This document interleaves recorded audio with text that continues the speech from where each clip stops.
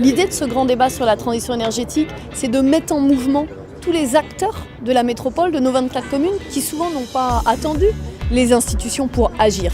C'est un débat d'idées, de contributions, de réflexions, mais c'est aussi un débat du faire, F-A-I-R-E, du concret, de l'action, pour que les grandes discussions que nous avons tous suivies de la COP21 à Paris se traduisent dans les faits, dans l'action, au quotidien.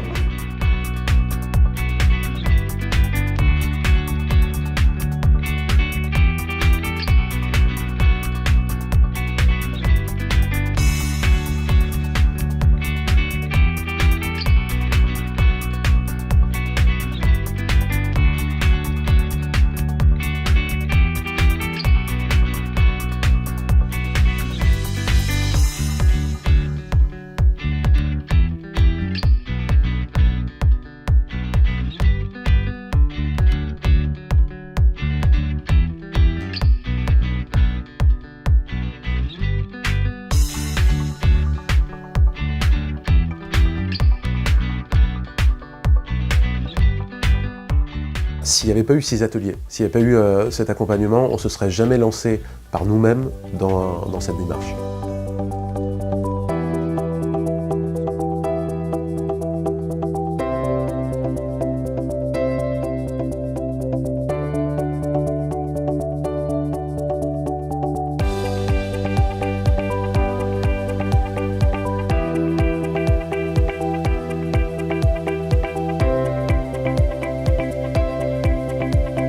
Les défricheurs, ça nous a permis de prendre confiance pour agir, de sortir du débat d'idées, de passer de l'envie à l'action, de modifier nos pratiques, de rentrer en transition, de mettre en mouvement des amis, des collègues, des voisins.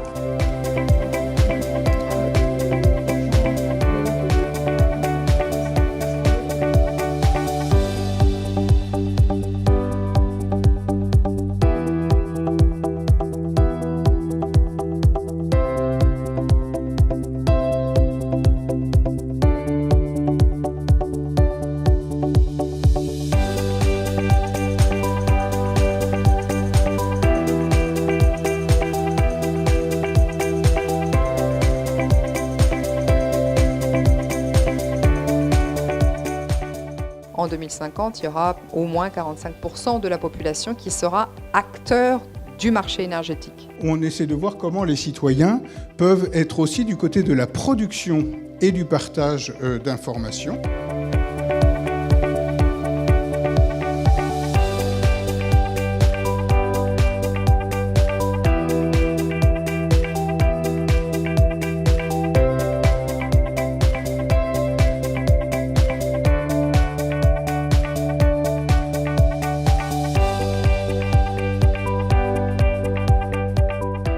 Notre rôle, c'est de transmettre aux élus quelque chose qui nous a été soumis. Il y a eu une contribution assez importante des citoyens, l'envie d'accompagner aussi ces débats participatifs après aussi, parce qu'il y a eu cet investissement et qu'il ne faut pas non plus laisser les choses s'arrêter maintenant que le grand débat est fini. L'adéquation entre l'expression des citoyens et les décisions politiques qui en suivront, on est bien une mise en phase de tout ça pour que effectivement les élus soient à l'écoute. Le grand débat a suscité l'envie et suscite des attentes.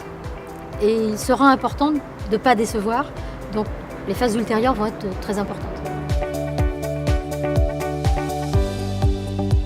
L'avenir. La démocratie locale. Foisonnement participatif. La participation joyeuse.